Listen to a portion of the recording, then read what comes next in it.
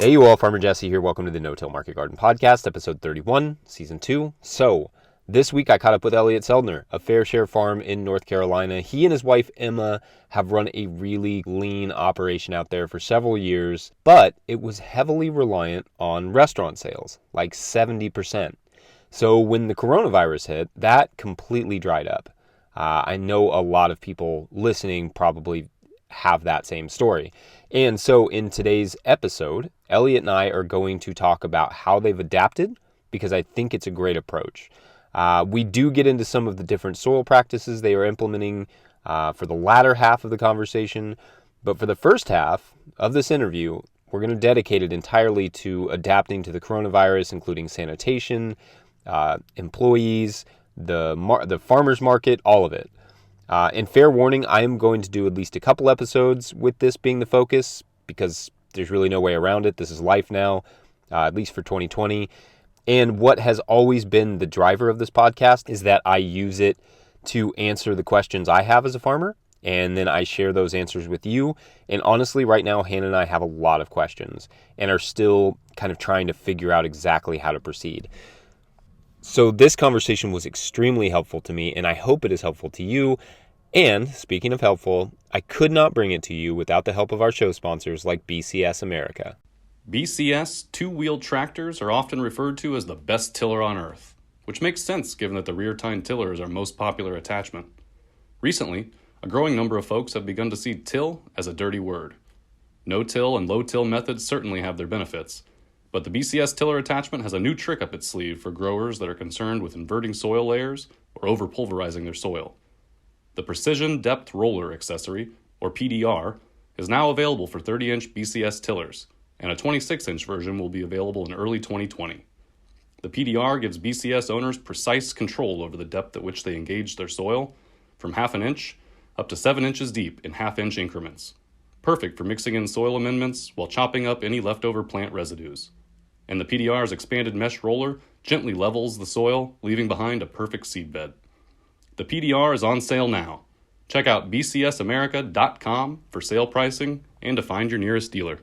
Also supporting the show today, Farmers Web. Farmers Web software makes it easier for your farm to manage working with your buyers. By lessening the administrative load and increasing efficiency, Farmers Web helps you save time, reduce errors, and work with more buyers overall. Our free account includes features to manage your real-time and coming soon product availability, and tools to create your own availability calendar to inform buyers on the seasonality of your products. The free account also includes access to the Farmers Web Guide to Working with Wholesale Buyers, which offers pro tips and best practices on how to work with restaurants, schools, and other similar buyers. A 1-month free trial is available of the paid account, which includes features to manage your customers and orders, give select buyers special pricing and payment terms, track your buyers' payments, send invoices, keep detailed sales records, and much more. You can even manage orders for buyers who don't place them online. Access a demo video and learn more at farmersweb.com. Big thanks to our show sponsors, and enough from me. Let's get into this amazing interview with Elliot Seldner of Fair Share Farm.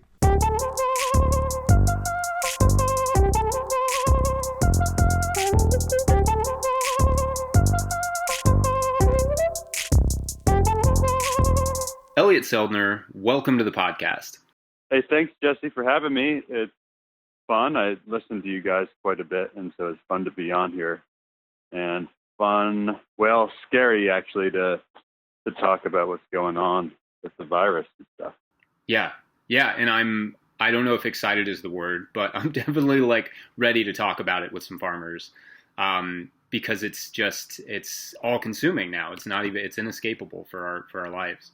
And okay, so I still would want to do with this podcast, half talking about how you all are adapting, because I think it's really interesting, and half kind of just some of the practices that you're using and some of the no-till practices that you're starting to incorporate. So we'll do both of those things. First, however, let's start with just the basic rundown, kind of give everybody an idea of where Fair Share Farm is, how much land you're working with there, and those sorts of things. Sure. Fair Share Farm, we're in Hofftown, North Carolina. So that is like just the northwest county side of Winston-Salem, North Carolina.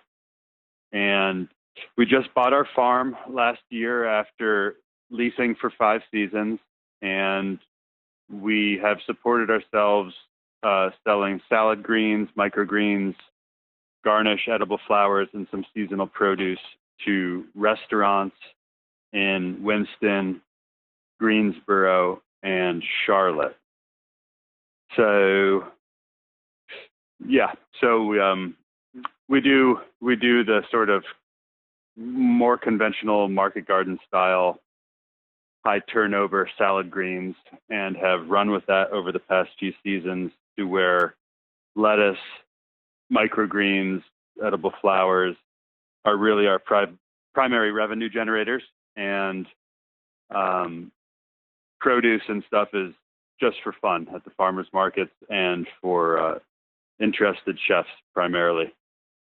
So that's the nuts and bolts. We run the farm with a BCS tractor and hand labor. We're a husband-wife partnership. I run the farm with Emma Hendel, my wife, and 3 full-time crew members who are all locals. And let's see. I guess that's the primary rundown of us, Jesse. Yeah, that's perfect. So, okay. So you kind of described the general market there and what you've been producing up until like a week ago. So let's talk about maybe anything that was kind of occurring to you leading up to when the coronavirus really hit and when things started to shut down, and maybe just like what you did and what you've been doing to adapt to that. Yes. So help me stay on track, because I have a feeling that I'm going to get sidetracked as we try to like describe the timeline, and everybody's going to relate to that. The timeline for the past 3 weeks has just been nuts. But I think we all were hearing about coronavirus coming. We knew about China, Wuhan, then Italy, and we're like, I don't know what is going on. But we were, up until, I guess, the beginning of March, we are still running our same marketing program, in that, by roll of the dice or path of least resistance, 70% of our business last year, but typically, the past several years, has been to restaurants. And we've always worked on growing our market presence, but 30% of our business has just gone to farmers markets. And so we were just pursuing that same marketing scheme when we rolled from 19 into 2020. And then we're starting to hear about, I don't know, shutdowns or whatever, but we were taking the health concerns seriously and trying to learn as much as we could about the virus and trying to understand. We don't understand, but trying to gather how we could limit risk to our customers and whatever. But we were just following normal procedure for us. We carry GAPS certification on all of our produce, so we felt like we've been doing a solid job as far as food safety goes, and just pursuing sales to restaurants.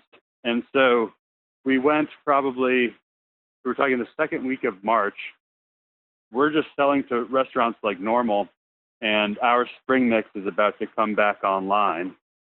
We had sort of been out for about 4 or 5 weeks, starting over with our fresh crop for 2020. And lettuce is coming back, and we're getting commitments from all of our restaurant accounts. All of our standing orders they're ready to go. And then basically that Friday, maybe we can plug in what the dates were, but that Friday into Monday, just everything completely changed. And by Monday, we were hearing the press conferences and stuff over the weekend. It was just absolutely clear that restaurants would be shutting down. And so our governor announced over that weekend that restaurants would be closed, and writing is on the wall. All of a sudden we were starting the next week with 0 sales, which is, for us at this point, is unusual. We usually roll into a week with standing orders, having a commitment for a certain amount of money. And we're starting from 0 and sort of panicking. So, Jesse, am I making any sense at this point? Oh, yeah. Well, I mean, I was going to say, like, this is kind of what we were going through, right? We were leading up to it, and I think the date there would have been like Friday the 13th, right? And so yeah, leading up to I'll that, look at my calendar. Leading up to that, Hannah and I were both kind of talking about, we were watching it go through Wuhan, and then got started to leap out of China, and then hit Seattle, and we were kind of like, we need to have a game plan for this. Right. So we're at like the Friday the 13th through Monday the 16th. And so we hit Monday, and it's like over the weekend, we basically figured out that, and sort of the week prior, I was getting paranoid. I was hitting my Thursday deliveries in Charlotte, talking to chefs, getting commitments for purchases for the next Thursday. But then, like, in the back of my head, thinking like, there's no way these guys are going to be open. And so I remember calling Emma on the way home, and I was like, box scheme is the only way to run with this, because people are going to be, if they're going to, we can't take for granted that the farmers markets are going to be open. I'm seriously doubting whether or not my chefs are going to be able to remain in business. And you're basically left with like, okay, I have to run a CSA or a box scheme, but I'm not running a CSA farm at the minute, So you're like, what am I doing? So we just hit the ground running, and it just like, we set the first goal was like, if I can sell 40 boxes at $25 a piece, that's $1,000 right there. And so that starts to pay for payroll, or starts to, that covers the mortgage for the month.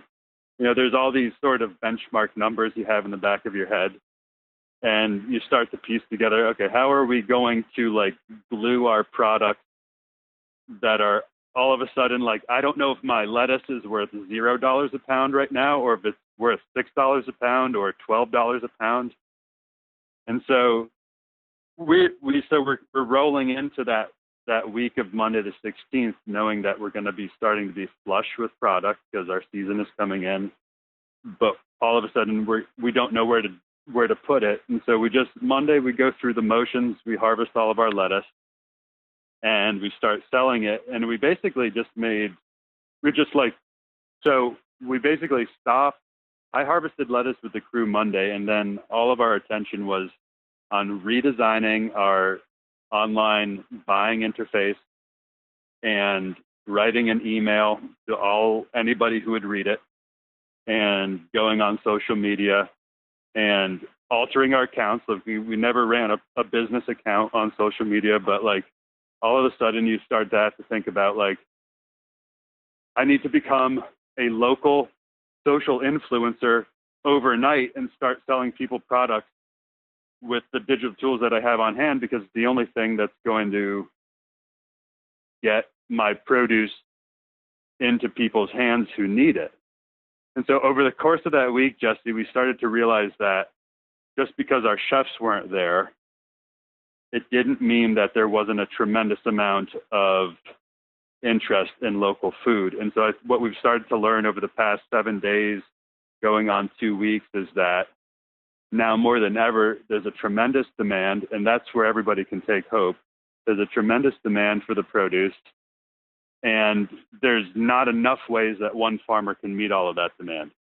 So like, I'm struck by mixed feelings, where on that Monday, that Friday, that weekend, my heart's breaking. We're like contemplating all of the worst case scenarios, even apocalyptic scenarios, right? Because we're getting that paranoid.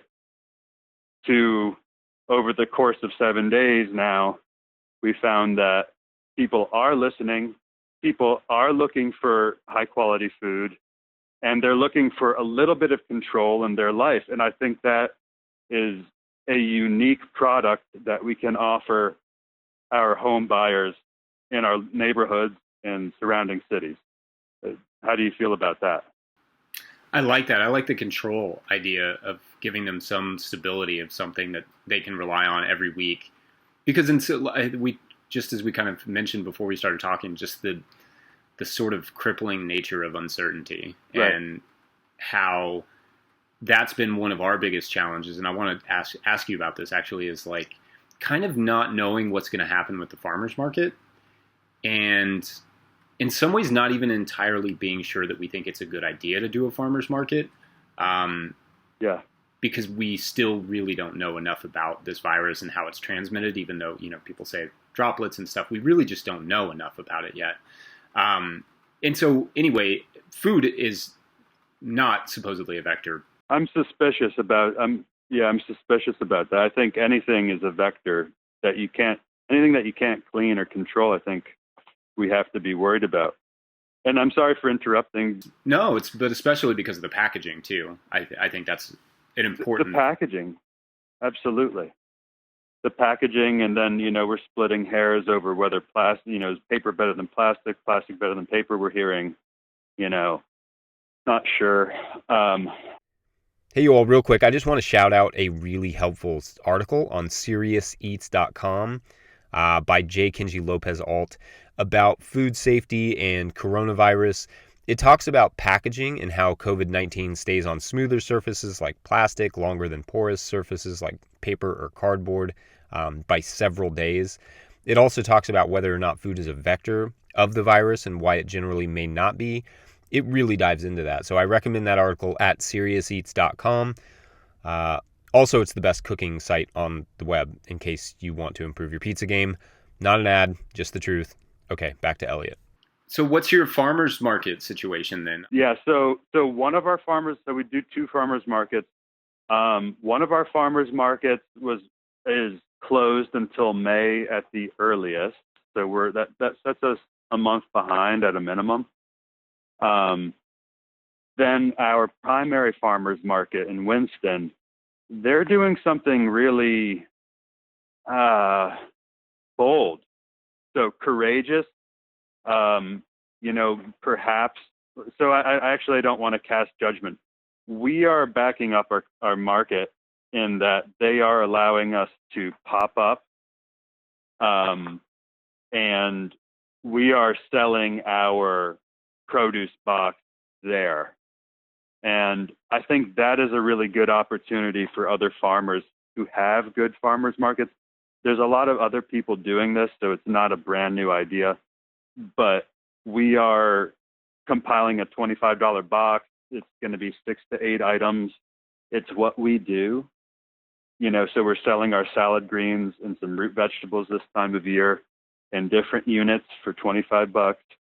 And that's all getting packed into a liner and then shut and then into a brown sack. And we have that closed for $25. And so at the markets, we wear gloves. The gloves are to protect ourselves. And we're also wearing face masks. And the face masks are to protect our customers. And so we leave the face mask on all market. And then we leave the gloves or exchange gloves, but wash our hands in between. And then we're washing our hands after, and like we're really splitting hairs, I think, but all of our employees are carrying their own personal backpack. They're carrying their own personal 10% bleach spray bottle. And the memo is, remember when you learned how to mop a floor? It's like you always mop your way out. We're sanitizing our way out of public shared spaces on the farm. And likewise, we clean the vehicles and like our market material before and after we're done. So market-wise, totally mixed feelings, but we're going about it the best we can. And that really, to me, pulls me to another topic, which is, and I think you'd agree, we're just missing guidance on this, right? And there's no promise of relief. So we feel very torn that we have the financial pressure and the obligation to our employees to keep working. They need to get paid. They have very little security beyond us paying them in the normal equation. So if we lay them off, that's not good for anybody. And then we're also faced with the pressure of not wanting to get ourselves ill, not wanting to get our employees ill, not wanting to circulate it at the workplace, and then not, of course, above all, you can't get the customer sick. So we're torn absolutely between this. And right now we're skewing on the side of there is definitely opportunity and we still have to pay our bills. So that's where we're falling on it. But we're expecting that any day, any week, there may be just a tipping point or, a top-down sort of declaration that says we really cannot operate anymore. And we're in limbo with everybody waiting for that. But our MO as of now is, after having success marketing the box and a la carte orders via online sales, is that we're going to keep pushing until we're told to shut down. And I feel okay about that for now. And I may take flack for that, but I feel that I'm pulled by the financial pressure and my desire to succeed, rather than to stop in tracks at this point in the season. Yeah, no, I think there's no reason to be, reluctant about that, because like you said, you're taking all the precautions that you can, and there is a matter of shared risk whenever we leave the house for anything. Yeah. Whether that's going to the grocery store or going to the farmer's market or whatever. Right. So the customer assumes that, and the seller assumes that, and I think that's fair.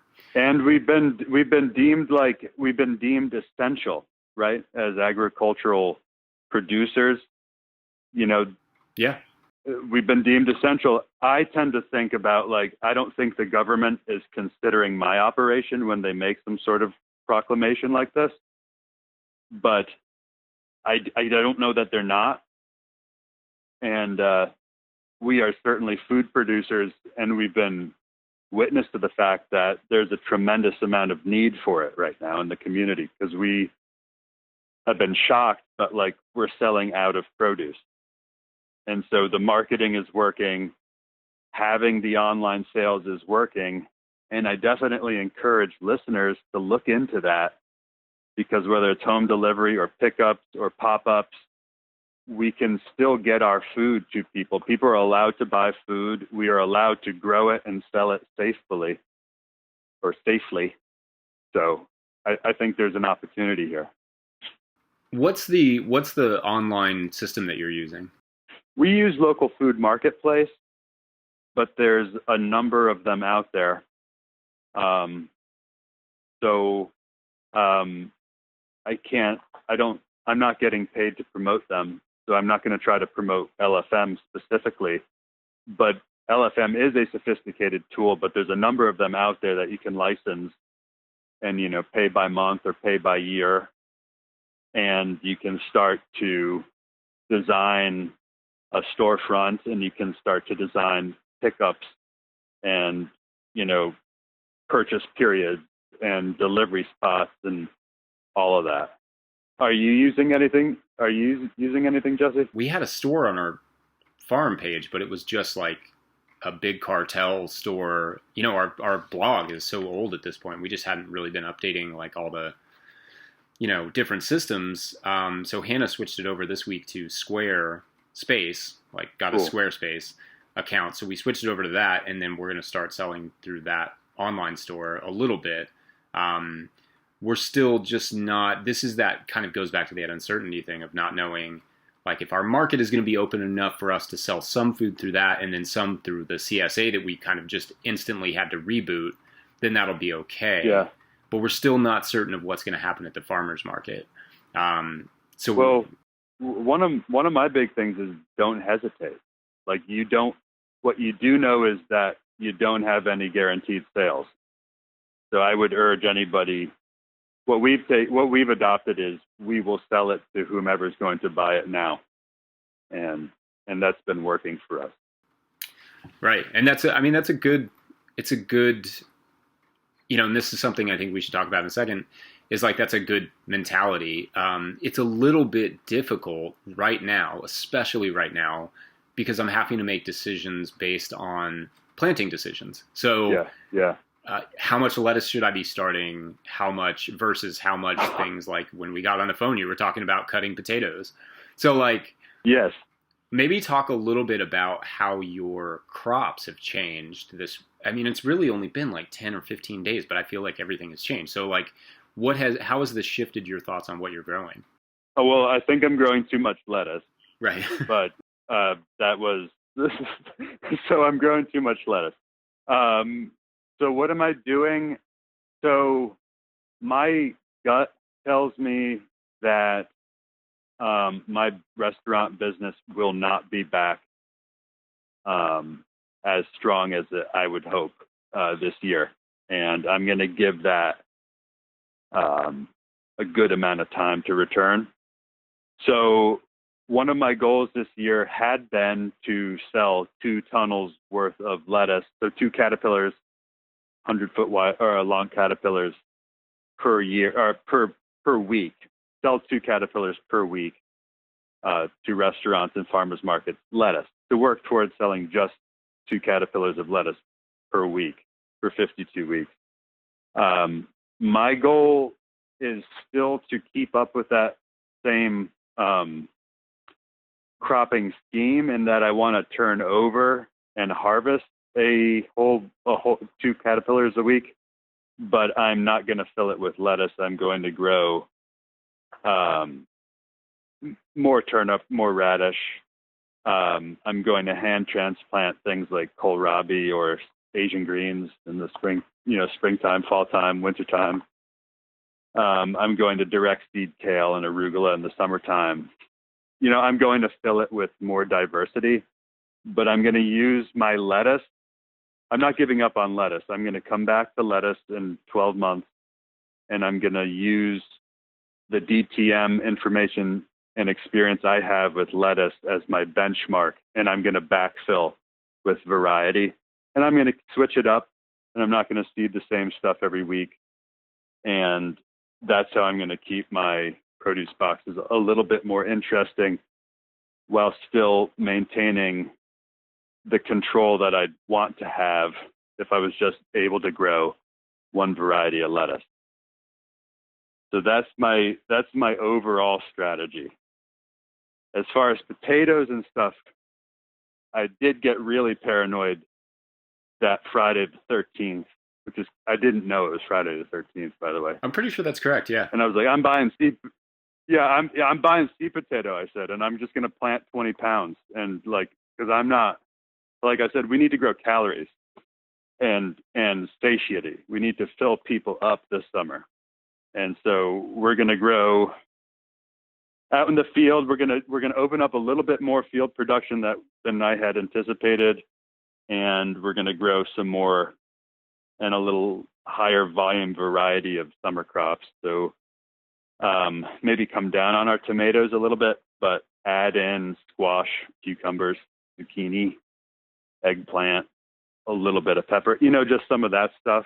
And hopefully keep the carrots coming, and then have that backbone of lettuce, throw in some Kennebec, and just kind of have it a nice summer fresh vegetable box. And then sort of, I think things will go well. I'm optimistic that things will sort of get a little bit more normal as we head into 2021, and I can sort of go back to my a less complicated, more lettuce-dominated approach. That's what I hope. But quite frankly, Emma and I are prepared to be doing the produce box for the next 12 to 24 months at a minimum. If it's not like a mainstay of our business from here on out, we're just keeping an open mind and an open heart. It may find that we may find that selling directly to home consumers is the thing we've been waiting for. I don't know. It may be that that's really an amazing thing to do. I just think that we're all gonna be going through a very stressful time and a chaotic time, and keeping an open mind. I don't know what marketing is going to look like, but I do want to be able to feed people and fill them up. Yeah, the 12 to 24 month plan I think is important, because I've seen a few people kind of feeling like maybe it'll come back in the summer, and from what I've seen, it doesn't seem like that's that's a likely outcome. And I think that, that the markets are going to kind of rebound and those sorts of things. And just from what I can tell, I mean, it doesn't seem that it's going to head in that direction. So I think, generally speaking, being in that mindset of this is going to take a while, and it's going to be a grind, I think is good. I think it's a healthy thing to do. And I mean, I think that's great to hear that you kind of have that in the back of your head. Well, I mean, just we have to be ready to accept what's coming our way. Yeah, I'm not saying that I am, but it's my warning. I think that we have to be last week we packed nearly 200 discrete orders, and that I never wanted to do that. I always wanted to wholesale lettuce, wholesale in quotes, but sell direct to chefs at larger volume. That always seemed like an easy way to do it. And now we're we're really thankful for having a sales management platform and an inventory and all that, because the sales platform, and any of them would do this, just churns out the information that we need. You attune your eye to reading the sheet, and you can pack it with very low error. So it's just a grind to this past week. So so it already feels like the week is over. It's Tuesday afternoon, but so this Monday we harvested 400 pounds of lettuce. We washed 400 pounds of lettuce. We packaged 1,000 bags of spring mix at 5 ounces. And then we also flipped the lettuce crop that we harvested all on the same day. And it's we don't do that. That's not we are working so frantically. And then today we packaged, we packed, so we're selling basically our only business right now is sales to home consumers. And either we're selling it directly to our own neighbors, or we're selling it to other distributors who are selling it to co-ops, or who are selling it or doing their own home delivery or whatever. But packing small pieces is the new business model, and we are so not ready for it. It's just, last week I'd say we were running, 1 to 3 hours more ineffective per day. So we were getting less done and working longer. We were all, myself, Emma, the crew, we were all just frazzled, confused, distracted, and exhausted because we had no idea what we were doing. So we're just adapting and accepting this. Yeah, and I wonder if that's something to kind of take. We were talking earlier about the uncertainty and how just completely debilitating that can be. But maybe just making a decision, dedicating yourself to it, and committing to like you are with the boxes, kind of committing to that can relieve at least some percentage of that uncertainty to the point that you can make your days more productive. Because I've felt that same way. I have definitely not been as productive since all this went down. My productivity is, I would hate to see a chart. It can't be pretty. Yeah. But yeah, maybe having that uncertainty is some way to get yourself on track. And that's why I was saying, don't hesitate. Any farmer, any micro farm, any small farm right now needs all the cash they can get. And so we were, Emma and I were like, should we hold anything? And Emma said, no, we just need to sell what we have to whomever's buying. And that is what we've run with. And, the good news is anybody listening to this podcast is engaged with their work and committed to doing a good job. Nobody is interested in no-till because they want to grow fast and easy produce. So now is like absolutely the time to cash in on your interest and your concern, because that's what people are buying. So we've just been spending the past week sharing what we're doing, sharing the bind that we're in. We went completely public with the fact that we lost 70% of our business over a weekend. I think everybody needs to be letting their customers and the people who care about them know this. Now is the time to be asking for help and reaching out to resources you might feel uncomfortable or have felt uncomfortable. It's like, as we were approaching, we 100% count on and rely on our parents. We run a successful business, but we have our parents' financial support and love. And so they want to know that if we're feeling stressed or in trouble, they'd much rather be up to date with that. And so we launched our farm in 2014, borrowing money from the USDA and borrowing money from my dad.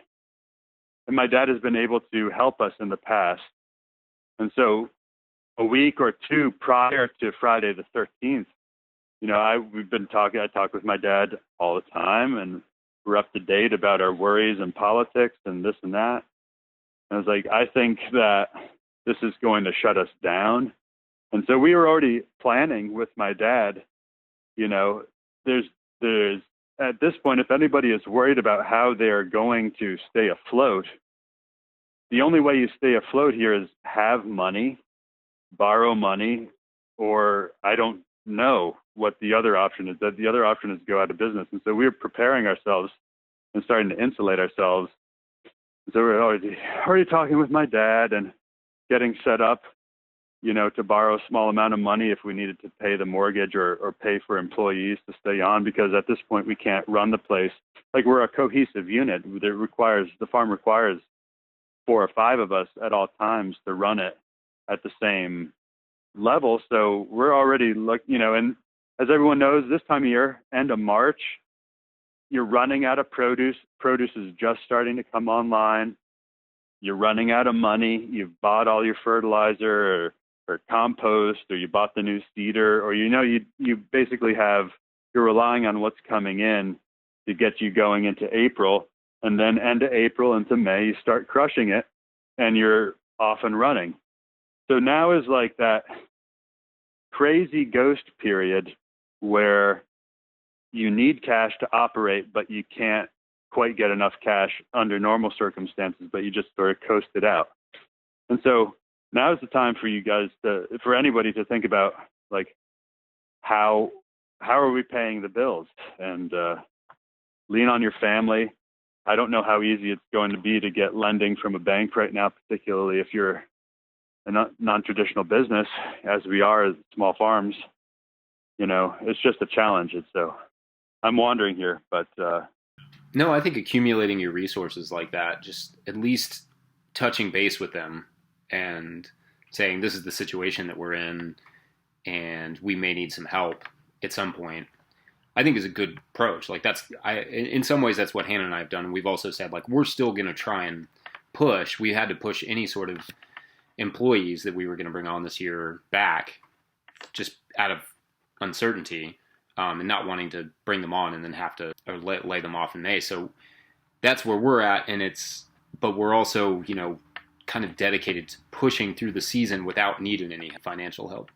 But it is good to touch base with people and just, and let them know what you're up to. Well, it's not just been parents too, but it's been friends, anybody you're close with. I mean, we've just been touching base, and everybody, all of the people that you still to stay in touch with from your childhood, those are the people to talk to because you value them and you value their insight.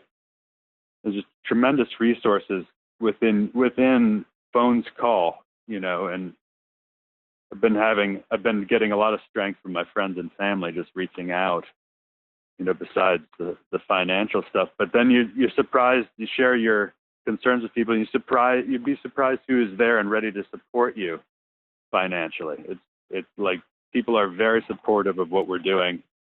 People are very supportive of small farms, and people are ready to buy those boxes, and people are ready to like help go fund our businesses and this and that. So I happen to think that despite the uncertainty and the scariness, it's like it is a tremendous time to be growing food. It's absolutely necessary right now, particularly locally. Yeah, I would agree with that. And there's a moment I think probably a lot of us have had when we looked around and went, oh, this is not the worst business to be in. Dude. And this is for many of us like, oh, this is why we did it. We have food everywhere. I said to Emma, like, for the first time, I feel like I didn't make a stupid career choice.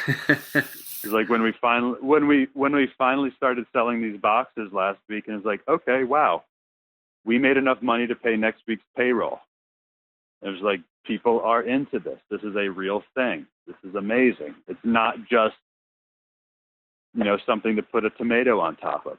It's like, yeah, feeding people. Yeah, it's great. And feeding ourselves. I mean, that's why so many of us got into farming.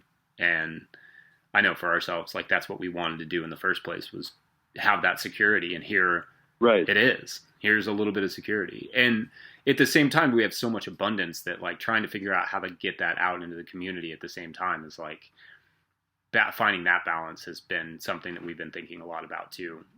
Being able to share that with the people that, don't have that and that we've relied on for years to keep our business going. So, yeah, it's an interesting time for everything in farming. Hey, you all, last interruption from me, just to say that if you appreciate this work, if this is bringing you some important value or inspiration, please consider kicking in a few bucks over at patreon.com/farmerjesse or at Venmo to No-Till Growers. Those sort of donations keep us able to afford to do this work. And at certain levels, or if you just bump up from one level to another, I shout you out on the show. So big shout outs this week to J.M. Fortier, Kevin Keene, Ryan Gosser, William Henpen, and Yannick LaPlante. Thank you, as always, to everyone who supports us in absolutely whatever way you can. Even a shout out on Instagram or dancing to our theme song on TikTok. Definitely needs a TikTok dance. Anyway, thank you, and back to Elliot.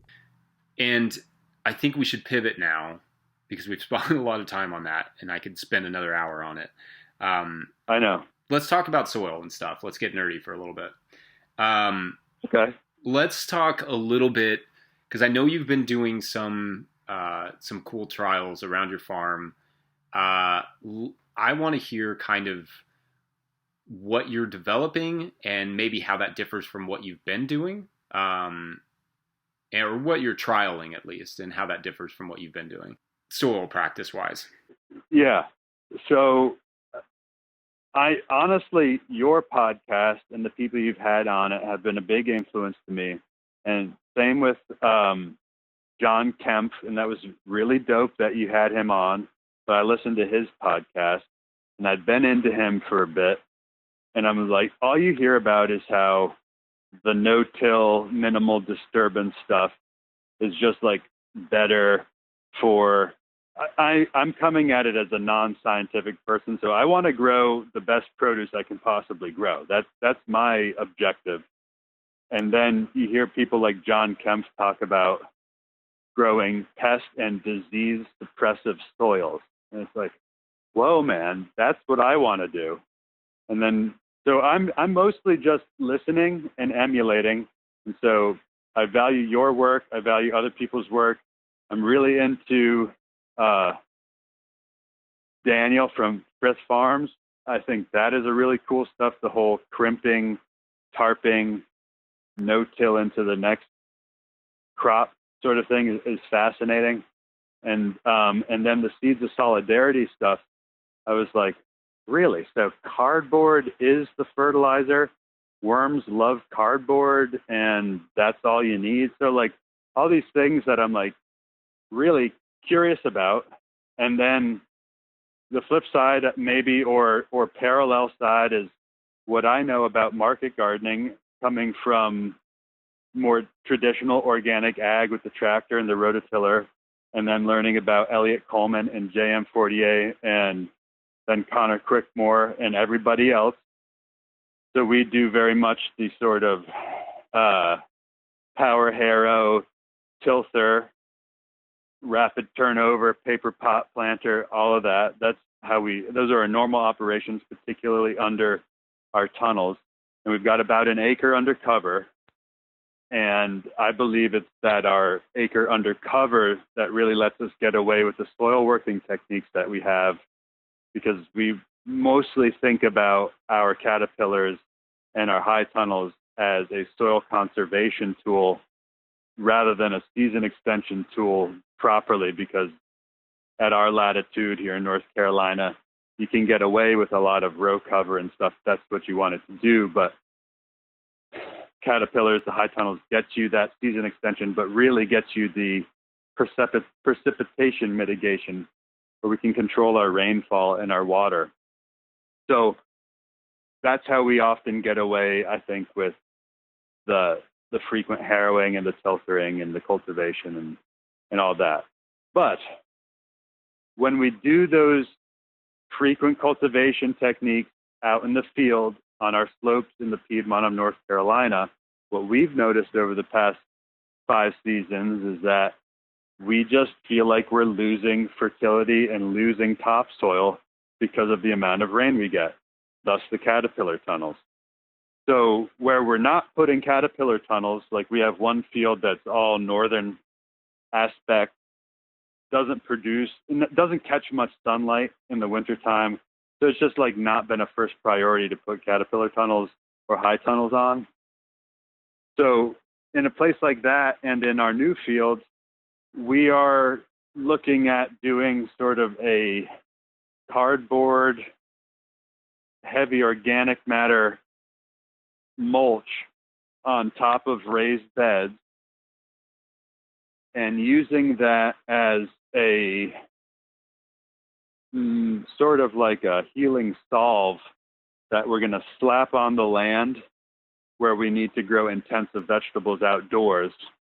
And we're going to rotate that heavy mulch system, which is about a third of all of our outdoor space, through all of our outdoor space over a 2 to 3 year cycle.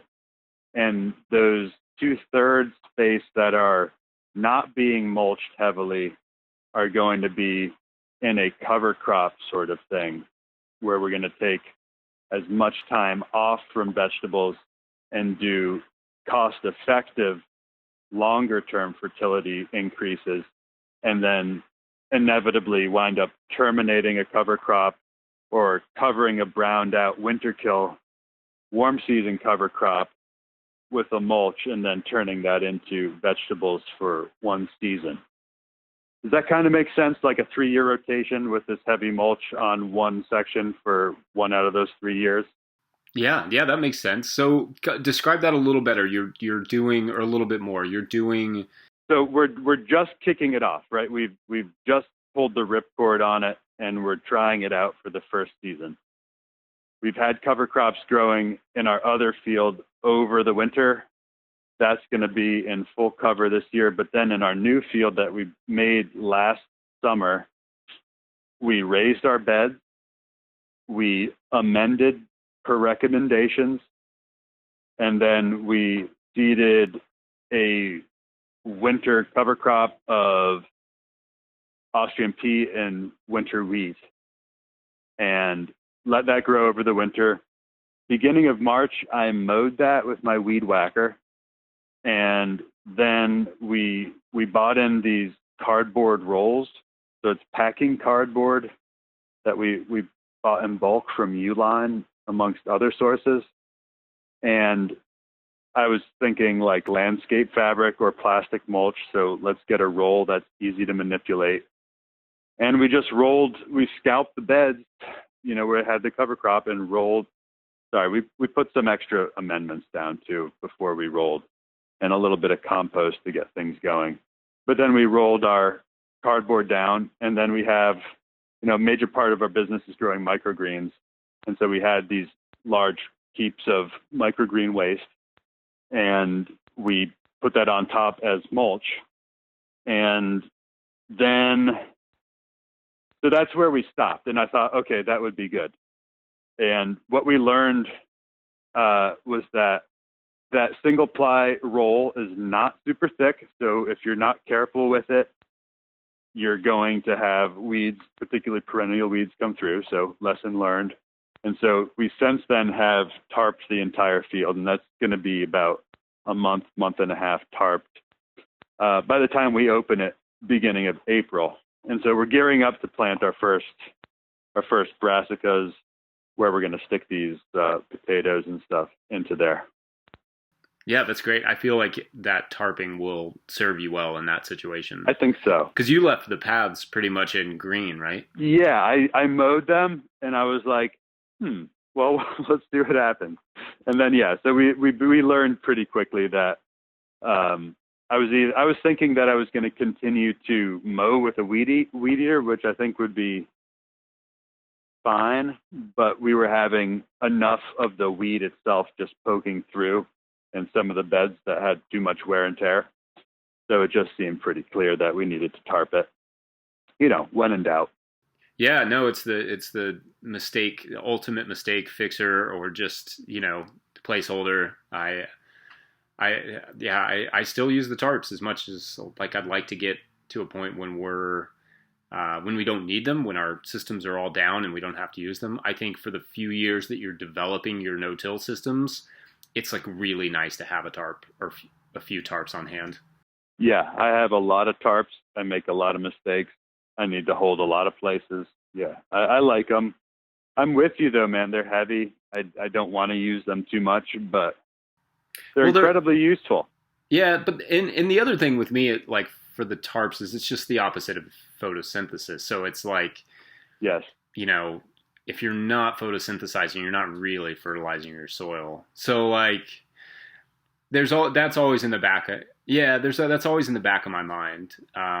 And that's kind of why I like the Brian O'Hara approach too, of using solarization when you can to burn it down. But in the early spring, that's not even really an option at least for us. I know in our climate, early spring is different from what it is up north too. But we really can't have an effective solarization until probably June, maybe in May. Sometimes in May we can get a good effective solarization, but sometimes it really takes till June. Yeah. A lot of these techniques are in our sight. There's things that we know that work, and then there's things that we don't understand yet. And this is a big leap for us. This is a move towards more productivity, I think. So it's actually what it is we're sort of stepping back from overall cost, in that we were trying to manage all of our open bed space. And what we've decided to do is actually add a bit more bed space and then subtract what we're using and just manage what we have a little bit better. And so that's why we're justifying spending so much on mulch and fertility in this small area, is because we want to grow fantastic produce and get very high yields for the whole season out of that. And that's not something I've been able to do on every bed multiple times a year. And I find that to be very frustrating, and not on a number of reasons, we're losing a lot of value when we do that. So same as a strategy for the virus. Sorry to bring back virus strategy, but consolidating in what we know, and our tunnel system is proven. The metrics we use, basing everything off of lettuce, and the systems we have for growing and flipping and cultivating lettuce, harvesting lettuce, washing lettuce, we're going to use all of those tools and tricks to grow other produce that's like it. So we're just consolidating around our most valuable resource, which is our covered space, because we need that control more than ever, when we don't know how we're marketing from week to week. And did you you'd mentioned to me before that you were maybe doing some trials with some perennial stuff. Yeah. Well, yes. And so, yes. Are you ready to talk about those I yet? absolutely am, but the virus has messed up a lot of my plans for this year. So there's for me, the perennials are definitely less a priority. But what is fun less of a priority, except for the fact that I have a ton of self-started herbs and things already in the chute, things that are getting behind on needing to be potted up, X, Y, and Z. But I was saying at the beginning that we sell a lot of hand-picked garnishes and edible flowers. So there are so many medicinals, so many pollinator attractors that are also edible, beautiful, fragrant. And for us to embed a lot of these pollinators and perennials into the landscape provides beauty for us as workers in the landscape and just participants in it. It provides food for the bees and other pollinators. And it provides privacy for us from the road because we've got road exposure. And then it also provides secondary and tertiary revenue streams. There's so many pollinator attractors that you can put into the environment that are medicinal or herbals, can be used as teas or can be value added. Furthermore, things like, there's all sorts of things, but think biodynamically. Nettles, any herb harvested fresh in its season and sort of in its environment, you can tell, like, for instance, when a perennial is springing back forth from the earth, full of lipids, vivid and vital. All of those things you could even consider incorporating into your fertility program with teas and whatnot. So I think there's a tremendous amount of benefits to doing some on-farm landscaping. And so that's a new frontier for us. And we're going about that in the same way that we went about our heavy mulch,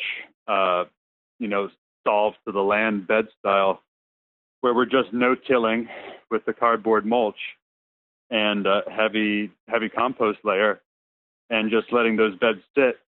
We're having the same perennial weed pressure poke through, so we just went out there with landscape fabric a couple of weeks ago, and we just sort of, tidied all those beds up. We sealed them in, and we're just going to let them sit for a little bit.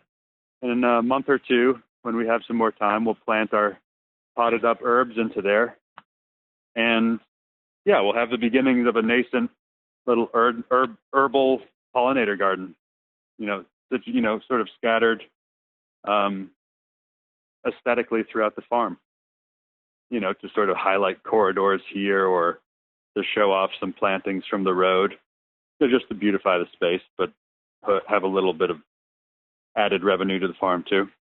Yeah, that's great. It should. I like it having. I like the idea of having multiple functions for something like that: pollination, fertility program, revenue generator, beautifier, all of those things. That the more of those that you can add to your farm, I feel like the better. Well, that's true, but for us, that was very much luxury work. This is our 6th season, and we're like, finally, we can start working on these things. We have a proven business model. We have our customers. We have standing orders. We're going to let it ride. Then the virus comes, right? Upends everything. We're not taking it for granted. I'm looking to follow through on the plan because I've been looking so much. Like, we have this area by one of our high tunnels, in between our high tunnel and another field, that we set up this corridor for us to drive through and walk through, but that was going to be a blue garden, so blue, pinks, whites, purple flowers there. And then by the road in full sun, we were going to do, things like mallow and hibiscus and reds and some annuals and grow summertime bright flowers. That sort of fun you can have. I don't know, Jesse, one of my interests too is I'm learning about neo-naturalist landscaping. Do you know anything about that? No, tell me.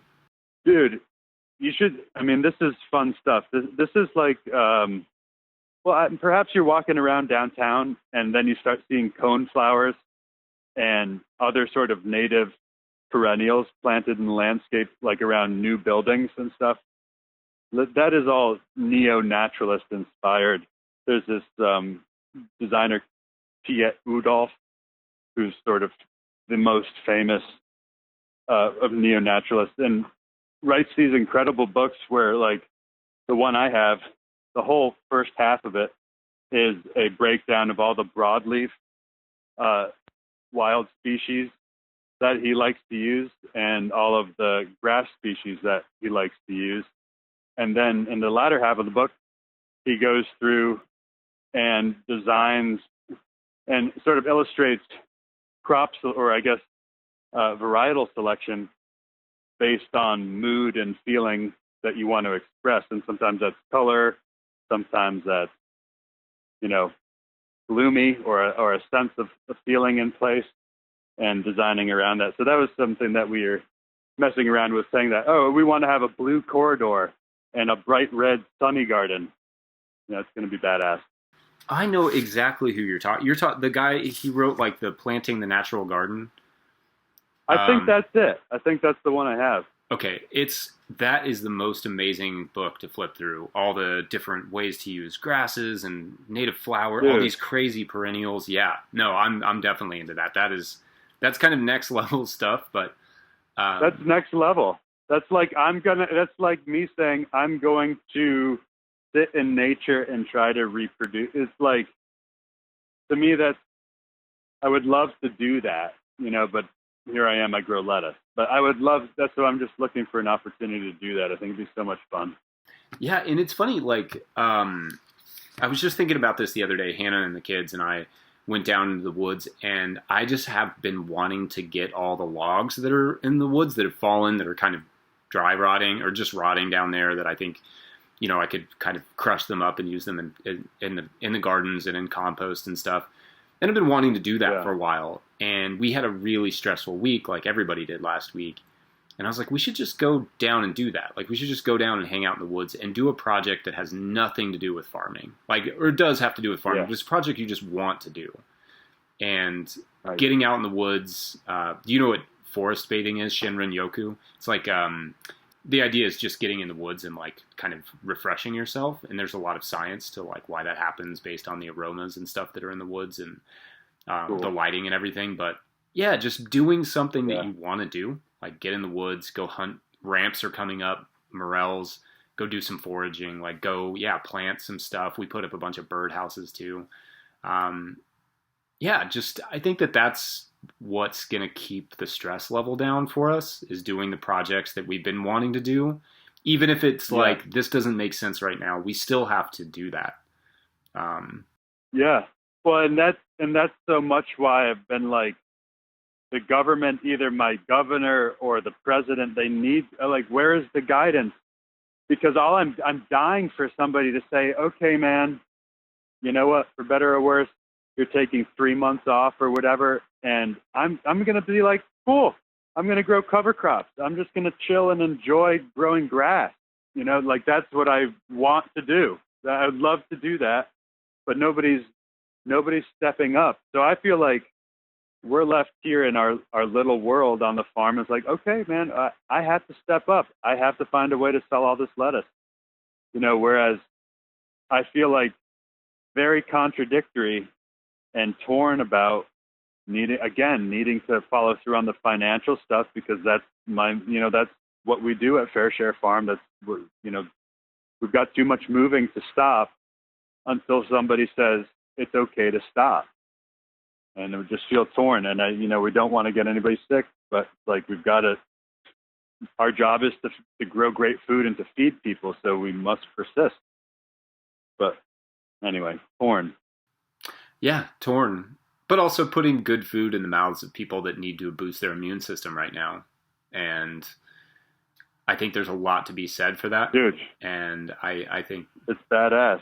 Yeah. And I was talking to somebody about this, just this idea of like, you have all these customers and some of them are chefs, and which is really unfortunate. But some of them are regular customers or whoever, just even retail situations. who've been cultivating this local food movement for the last decade or more. I mean, really the last 2 decades, but solidly the last decade since you and I've kind of been in it. Yep. And they've been, now I want that, like, there's part of me that just really wants it to pay off for them. To be like, you did that. You got us to the point that we're here right now, that we have a farmer's market, that you know us, that we're reserving food for you, that we're delivering it to your house. There's something really beautiful about that to me, that those people who put in the work, spent a little extra money at the farmer's market for years. I want that to pay off for them too. Like, I think that's really cool. Yeah. You got to honor your customer. That's lean farming. It's all like inherent in running the business that's going to survive. That's going to survive this, right? It's like you have to, like, that's, it's amazing. Yet these people must be rewarded for their commitment. You're right. And so, like, we're just like this nonstop quality. We cannot let these guys get bad produce. Everybody gets the best. It's about, honoring those customers. Like, they're showing up. They're saying, your food is important. Your farm is, like, our lives, Jesse, our customers are telling us that our lives are valued, It's like, it's all about them at this point. So that's huge. So we're chatting. We're in the middle of a produce, pre-order pickup here on the farm. So we're doing pickups Tuesday afternoons. We're doing drops Thursday. We're doing pickup Friday, and then we're doing drops Saturday morning. It's just nonstop. People are in need of this food, like, all week long. Incredible. Yeah, that's great. That's great to hear, and it's inspiring. Thinking about it in the way that you have been approaching it. So I appreciate that, Elliot, and I appreciate your time. Thank you so much for coming on and talking to me. Thank you, Jesse, man. Thank you.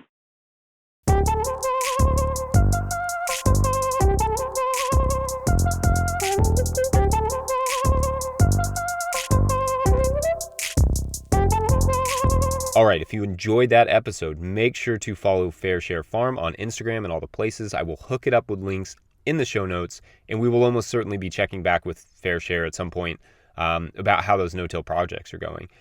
Also, I will slip in a link to that neo-naturalist book we mentioned in the show. So check that out. It's amazing. Make sure you are subscribed to the podcast wherever you're getting it. Leave a review, but when you do, make sure to stay at least 6 feet away from the other reviewers. Big thank you to Jackson Roulette and Josh Satin for their help, and a huge thank you to my wife Hannah, who has been an absolute force this week, reminding me on a near daily basis to not focus on the problem, but focus on the solution. That's great advice. Thank you all for listening. We'll see you next week. Bye.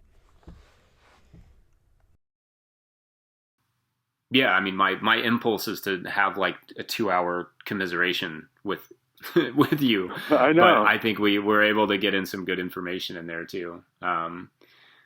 It's just a hard thing to wrap my brain around right now.